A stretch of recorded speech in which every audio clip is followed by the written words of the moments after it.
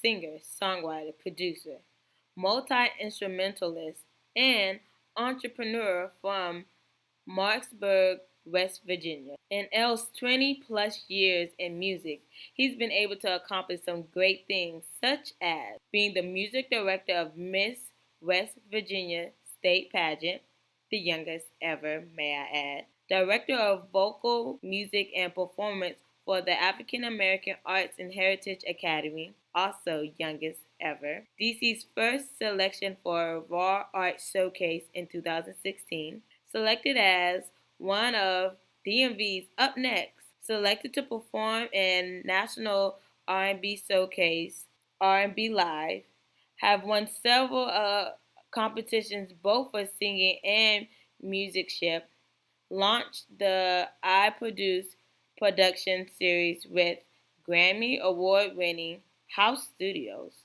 received an open mic residency at the local DC favorite Smith Public Trust, and has performed in Los Angeles, California for the BET Experience event music Vortex, which highlights promising R&B artists across the country amongst other accomplishments and accolades. At the age of 26, L has been on a mission to make his mark in the music and entertainment industry. Is determined to do it through his music and share his personal journey. He plans to inspire people from all walks of life, all disabilities and disadvantages, and all colors and origins by speaking on the importance of self-love and the value of having confidence in what you're doing. He believes that anything is possible with hard work, consistency, education, and passion, and can't wait to share these messages with the rest of the world. Hey, this is We.Talk.Art101, and you just heard a snippet from the bio of L. Lambert. Stay tuned so you can hear our interview and what he has to say about his career. So, what is an entrepreneur? An entrepreneur is somebody who uses, well, it's a deviation of the word entrepreneur, which is a person who works for themselves. They build their own entity or company or business, and they make money doing it. They grow it. And so that's literally what we do in the arts community, and people have kind of dubbed themselves, or it's kind of now become like a formal title of being an entrepreneur, where you use your creativity. It doesn't have to be just a musician, but it could be a painter, it could be a graphic designer, it can be a photographer. Anybody who's within the creative and artistic space, using their skills to make money, creatively, networking, team building, and one of my favorites is collaboration. So that's kind of what goes into being an entrepreneur. Okay, so how did this come about? Did you just wake up one day and was like, that would be super dope, or did it come over time? It came over time. Like the bio said, I'm from West Virginia. And so a lot of what I learned was from TV, from the internet. And so when I was about 14 years old, I really got a fascination with Diddy and with Master P and with Russell Simmons and, a lot of these moguls. And so that's what kind of got me into, I love the flash. I love the creativity, the control, the passion. Actually, today I was watching a new video that Diddy put on his Instagram, and it's been going crazy of him getting yet another, accomplishment. Like it was like an MTV placement for a new, that new Bad Boy film that's getting ready to come out soon. So like I've always been intrigued with those moguls. And so since I was 14, I kind of been grooming myself to be one of them, but a mogul for the artist, and also that is an artist. I know a lot of the moguls, they rap and things like that, but it's kind of like a secondary thing, or they do it just because they can, and not necessarily as a passion. Other than Master P. Master P is one of the only ones. But aside from them, like Diddy, he was an artist second, and I want to be the mogul, but the artist first. Oh, that's really cool. I like that mindset. Not everybody has that, and I think that's really cool to have that. That also leads me into my next question. What are your top 5 artists? Oh, my goodness. So, me being a singer, songwriter, producer, it's kind of sculpted the kind of artist that I wanted to be like, and the artist that I kind of sampled from, looked at, studied. So it would be like Babyface, D'Angelo, Stevie Wonder, but also Music Soul Child is one of my favorites. You know, he mentored me for a while, so he's like definitely one of my favorite people. And last, if I could choose one more, oh man, that's kind of hard. But I would say Marvin Gaye. Marvin Gaye was like so smooth. He just and people don't know he was a drummer, piano player. Like he was a very talented musician as well. So I would say Marvin Gaye. Shout out to DC. Yeah, the funny thing is, him and my father have the same birthday, March 1st. Not March, wow. April 1st. April 1st. Okay, yeah. So those Aries. So with that being said, how was it being mentored by Music Soul Child? How did that come about? Well, actually, my then publicist at the time, she's not my girlfriend, but my publicist at the time was she was his publicist as well. And so he was doing some shows in DC, and she was like, hey, I want you to meet him. And when I met him the first time, I was working with like a company that made these custom buttons. And so what we did was, I knew a few days in advance, so we kind of rushed the job, but we got some buttons made for music. Like one was of his face, another one was like this peace sign, like the black emoji peace sign. So gave them to him after the show, and he loved it. We just started talking, and we just became cool. We became close. So every time he came in town, or even I saw him a few months ago, where we just kind of hang out. He invited me to New York with him to do it. He was performing a show up there, so we got a chance to just see him just interacting with other people, and he really showed me, aside from all the great advice he gave me, he really showed me that you can be famous and a normal, regular, ordinary person. Yeah, that's what it sounds like. Yeah, he's just a really cool individual, and he gave me a lot of insight. He taught me the importance of rest as a singer and as a creative, and he told me about the issues, because I think I remember when I was in like later in high school, early in college, he was a topic of discussion because people did not like his live show. Like they said he didn't perform well live and things like that. And he actually addressed that one day when we were talking. He was saying how he did bad shows. Number one, he was like, well, nobody's perfect.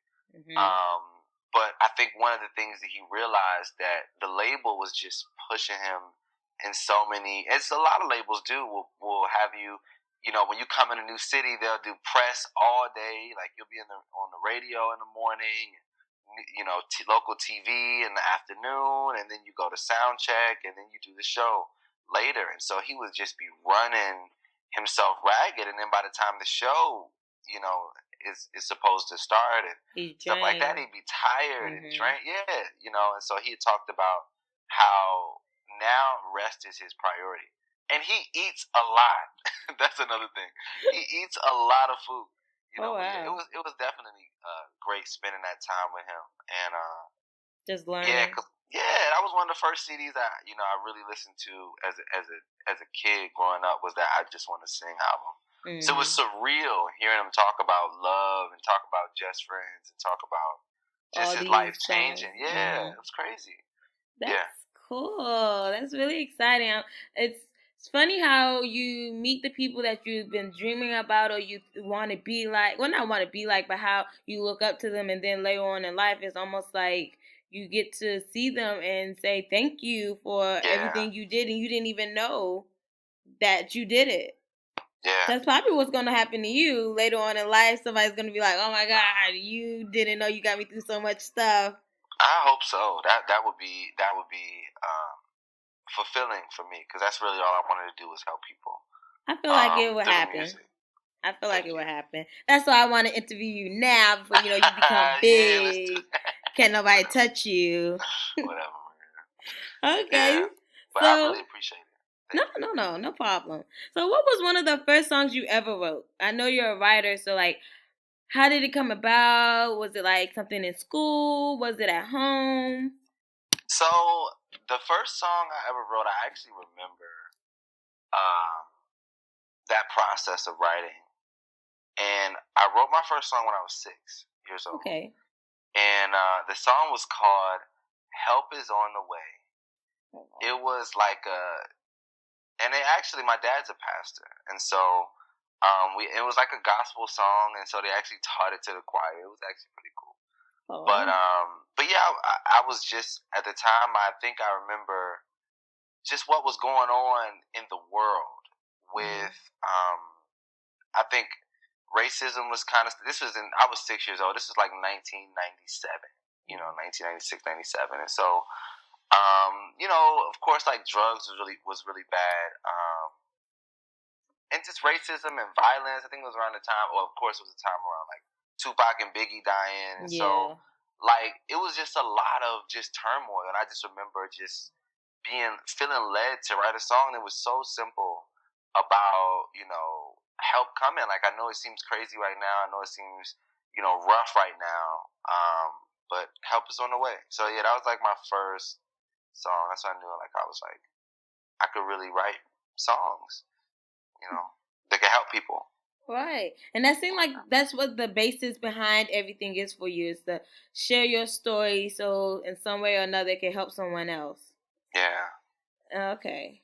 So another question I have is, in one of your other previous interviews, I heard you say that you did not want to be rich right now.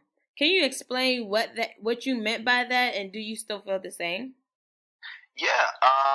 What I meant by that is you see a lot of people who are here today and gone tomorrow in the entertainment industry, and especially the music industry, where they get a huge influx of cash and celebrity in a very fast period of time. Like one day they're broke, and the next day they're rich, and they don't know how to handle that progression, and they don't know how to properly maintain it.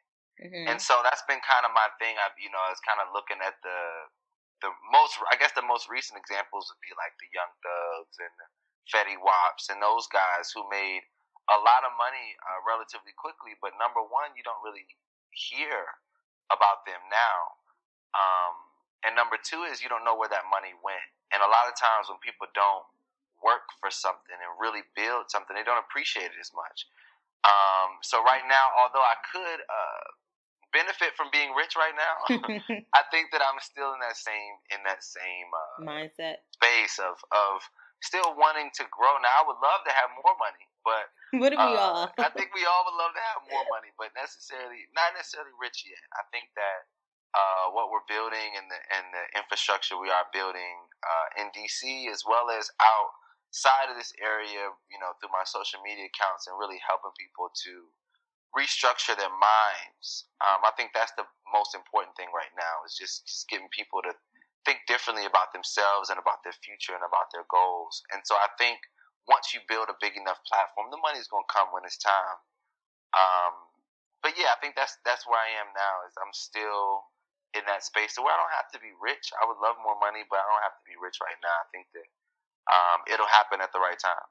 I think that's very true. I'm a school teacher, and me and my kids were talking about like money and how when they make it to the NFL, they're gonna be set. And I'm like, yes, money is great. Making it to the NFL is great, but what happens if you break something, you can't go back? Then what? What's your backup plan? They're like, oh, I'll be rich, I'll be fine. I'm like, no, money doesn't work like that. Because you got to pay for everything, basically. You got to pay for your bills. You got to pay for those medical doctors looking after you. So you think, oh, because I got all this money, I could just do whatever. And you don't think like, oh, no, this money isn't always going to be here. It's not going to last me my whole life. Yeah. And that's the same mindset I had when I first got my first job. I was like, oh, $800. I'm balling. Yeah. And then I paid rent and I ate food. And I was just like, oh, I don't have no money. Look, I've been there, and it's something true about the struggle. I was telling my kids that J. Cole was like, there's beauty in the struggle. And it's definitely beauty in the struggle. When you look back and you realize, I went through that, I made it from that, you just have more, I guess, like you were saying, more stability and more knowledge. Yeah, on absolutely. How to handle it. And you know how to, and that's what I got that lesson from a Master P interview that he did, where he was saying that if they took away all his money, and it's a whole lot of money he has, but if he said if they took away all of his money, he would be able to make it right back because he has millions of dollars of knowledge, and that's way more valuable than money. Take. Yeah, you know what I mean, and that's something, and that's one thing that I've just been studying is just through experience and through knowledge and through learning stuff. And I've always been somebody who learns stuff the hard way.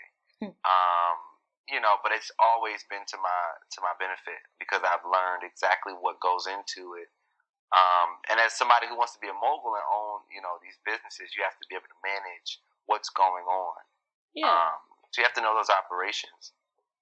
I think that's very smart, and I'm glad that you're sharing it. So somebody who might be out there, who might be in the thick of it, or might be really struggling and not knowing why, and realizing that it's not always going to be like this, and it's a lesson. It's a hard lesson, but it's a lesson nonetheless. Yeah, very true. So, what do you have planned for the next couple of months? Summer's coming up. Summer in DC is always fun. Do you have big events coming up? Can you share them? Well, yeah. Right now, the events I have coming up immediately, I have an event called Comedy and Cocktails, starring the super funny Dave Butler. If you don't know of him, check him out online. He's super funny. He just went viral a few months ago. Guy from Baltimore. So we have him headlining, and then I do a lot of events, different types of events. I started throwing parties in college with my fraternity, so I always throw like parties and social events on top of musical events. So like I'm doing a social event called Trappy Hour, 100% trap music, chicken boxes and French fries and cognac special. It's gonna be actually very fun. Oh, okay. I look forward to that. Yeah. And last year I did. I started a rooftop live performance series. So it was called Rhythms and Rooftops, and so it was very very successful last year. So I'm probably gonna bring that back, especially when it's officially summer. But yeah, I definitely want to do more Rhythms and Rooftop shows and showcases. So I'll be looking for artists and performers for that. And another show, my last show that I'm doing this month, is called Rhythm and Booze at the spot called Big Chief, and that's where we showcase the hottest upcoming R&B artists. They do 20 minutes a piece, and so far we've done 2 shows, and they've been phenomenal. So we're looking forward to the next one on June the 19th. Just in time. Yes, so we're really excited about what's happening. We're setting a lot of standards regarding artists being promoters, because that's kind of what my brand has been, is that I'm an entrepreneur. And so rather than waiting for promoters to book me or trying to have me sell tickets and things like that for their show and their showcases, I wanted to provide a free platform, free of charge, free for artists to come and share their art with the people. We bring the people and they bring the people out, and we do drink specials. Like, I love to do happy hour specials for my events. Stuff like that. It just make it a good environment for people to really enjoy whatever's going on. Like, we're moving into poetry. We're doing more comedy events. So we just want to create more opportunities for local artists to get true exposure. Yeah. So for any of the listeners, if you're in the DMV area and you want to go find some really great music, I suggest you go to Rhythm and Booze. I haven't been to the comedy one, but I'm sure it's just as funny, it's just as exciting. And when I tell you that the service is like top notch, it's really dope. People are really friendly. I think I stayed well past my bedtime when I came and had like a jam session. I can't sing, but I could swear that I was singing with everybody else. It was just one of the best times. I could have swore that these people were my friends since childhood. It was a really good time. So if you're in the DMV area or you live here, hashtag it, look it up. While we're talking about social media and hashtag, can you tell us where can we find you and how? You can find me on all the scrolling social media platforms at I am L Lambert, ELLAMBERT, and on my Facebook page, just L Lambert. But yeah, that's where you can find me. I am L Lambert. Okay. So, just maybe two more questions. In another interview, you had, you talked about levels in your career, and I thought that was very interesting that you have different levels. And I want to know, like, how did you come up with this system? Well, actually, I got inspired by a movie. Probably people have heard of it. It's called Pursuit of Happiness. Mm-hmm. And during that movie, it really struck me when he said, this part is called such and such in his life, and that really kind of summed up my life, ever since, especially since high school, moving and matriculating through college, and then moving to DC. I mean, it's always been a different chapter or a different level that I've kind of gone, and faced a new set of problems, a new set of triumphs, a new set of friends, a new set of just a lot of different things have changed throughout my life and throughout my career. And so being able to sum those up with like a theme has always helped me. And so I would say right now, so for people that may not know, last year was an extremely successful year for me. My first year back as an artist after a few years off, I did 125 shows. It was amazing. Music Soul Child was mentoring me. Like, I met so many people that I saw on TV. It was an amazing time. Went to the BET Awards, performed at the BET Experience. Amazing year. And so now I am to the point where it is, I don't want to say what's next, but I guess building the foundation for sustainability. So I would say this level is called sustainability. Okay. Now that I've kind of learned, got my footing, I've only been in DC about 4 years. But just getting my footing in the scene, and last year really showed me of what was possible. I traveled and did all these shows, and my album wasn't even finished yet. My project wasn't even done yet. I was, getting big blog placement. Yeah, I was just creating so much last year, and I was getting big blog placements off of unfinished songs, which was awesome for me because I was like, I just put it on SoundCloud, and people just started picking it up and got thousands of plays off of these unfinished songs, which showed me that these songs are necessary. And so now I'm just focusing on finishing the album, doing the artwork, shooting videos, and getting ready to get back on the road, because I did 125 shows.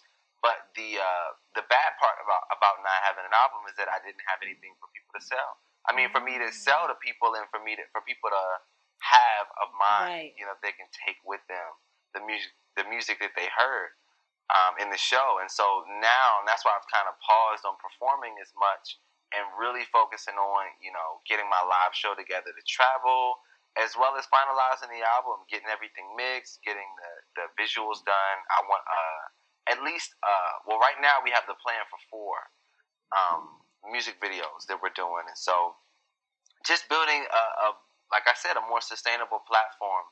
So where when I travel again, I'll just be able to have all of my merchandise and everything together. Because last year, it was just so fast how everything, started. I just started at open mics, and then people started wanting me to do more and more shows. And I look up a year later, and 125 shows later, and I'm on a different level as an artist in the city. And so it's been a blessing, but now I've had to kind of put the brakes on things and really focus on building a sustainable career. And so that's where I've been now. It's just been doing these events and building my experience, again, through self-promoting, because when I do my shows and my tour, I want to self-promote it. And so it's been a lot of things that I've been learning in doing these showcases, the open mics, the comedy shows, the happy hours, that I've been able to take to the table when we're building this tour. So yeah, that's really what I've been working on now. And so sustainability is the theme of this chapter in my life. Okay. So building on that question, what was the last level, and what did you learn from it? The last level was discovery.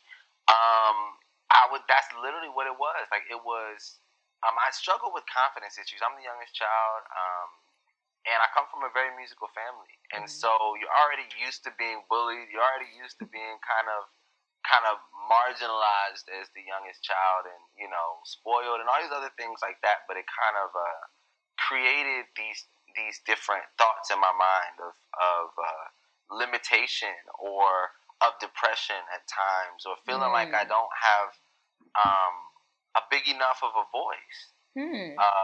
And so last year, it just showed me, if I just take that step, of letting my voice be heard, and outside of the people that could be just restricting my growth, and the people that could be purposely telling me that I'm not good, or purposely refusing to say anything about my talent or my gifts or what I'm doing, and kind of focus on the people that love you. I always put on my Facebook, you focus on the love. You focus on the people that love you. As many people that dislike McDonald's, there's always a line at McDonald's. McDonald's has millions of customers, I'm sure, weekly, monthly, daily. I don't know how many customers they have, but it's tons and tons.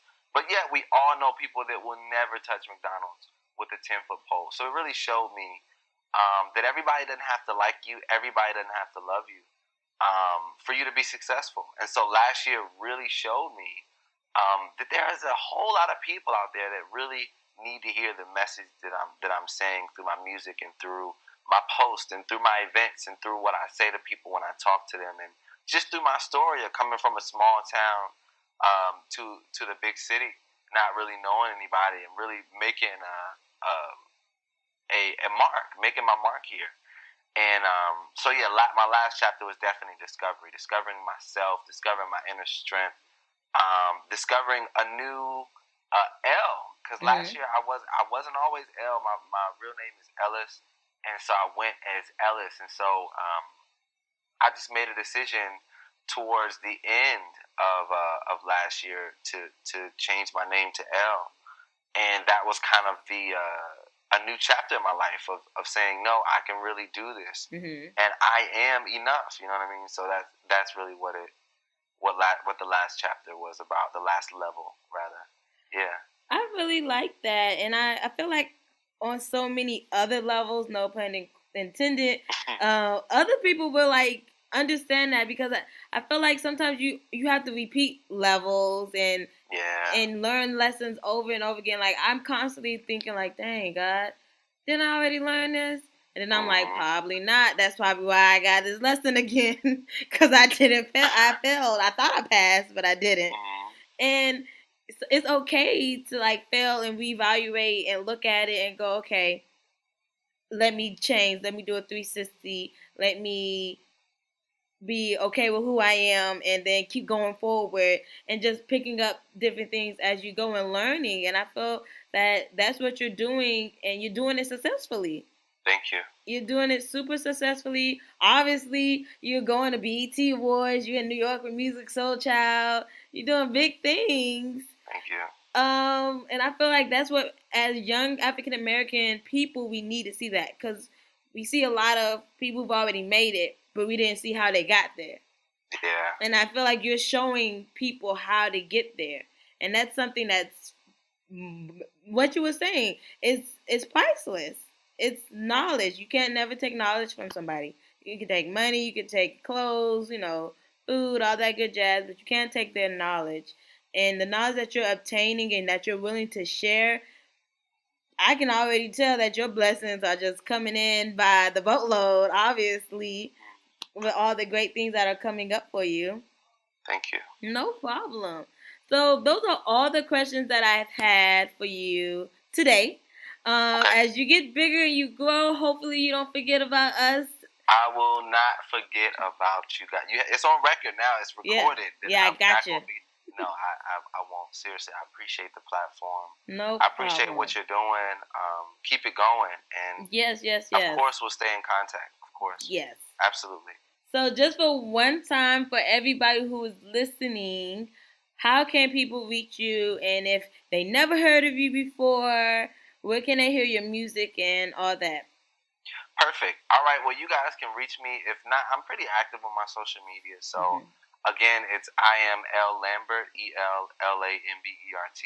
But if you want to email me about booking me for an event or a show, or I also do artist consulting. I work with artists and small businesses to help them to grow their brand, to make money, for event ideas, all types of stuff that I do on the business side and as an entrepreneur side, of what I do. And so you can email me at booklambert, once again, ELLAMBERT, @gmail.com. Or there's actually a little button on my Instagram page where it says text. You can shoot me a business text message or whatever, and I'll get it and respond right back to you. So those are the main ways you can contact me. If you want to listen to my music, SoundCloud is probably the best place. I have a lot of it wrapped up because we are finishing up the album, so I didn't want to leak too much, but there are a few tracks on there, a few examples of what I do. Mm-hmm. And you can find that at L Lambert. Just search SoundCloud on L Lambert, and I should be the first and probably only L Lambert on there. So yeah, that's how you guys can find me. Please listen. Please check it out. Please follow me. Yeah, and we'll talk. Like I love engaging with people who are inspired by my story. And that's why I've always remained transparent about my journey and what I do, is because I know that it's going to help other people who are dealing with the same things that I've gone through in my life. So, yeah, I just want to shine a light on the reality of success. Okay. One quick question that just popped in my head. So, is there a book on the way, in the works? Or that's something we can't talk about? Well, it's nothing official yet. But right now, I just started. Probably about 4 months ago, I started just writing, just writing about different things that I've kind of gone through, different tips. So I think right now I'm just journaling a lot of stuff, journaling a lot of advice, a lot of tips. I'm really big on quotes, creating quotes and stuff like that. So it may turn into a book soon. Who knows? But I definitely want to be an author in the future in my career. Yeah. So it's probably somewhere in the future. In the landscape of what's to come. Yeah. Oh, also, if I can do a little plug. Yes, plug away. I am actually starting. One thing as an entrepreneur that I try to tell people is creating products. When you talk about merchandise, because a lot of artists, they do T-shirts, they do hats, they do pins, and like they do all types of stuff that are generic, but not necessarily to speak to your brand or your talent or something about what you want people to know you as or know about you.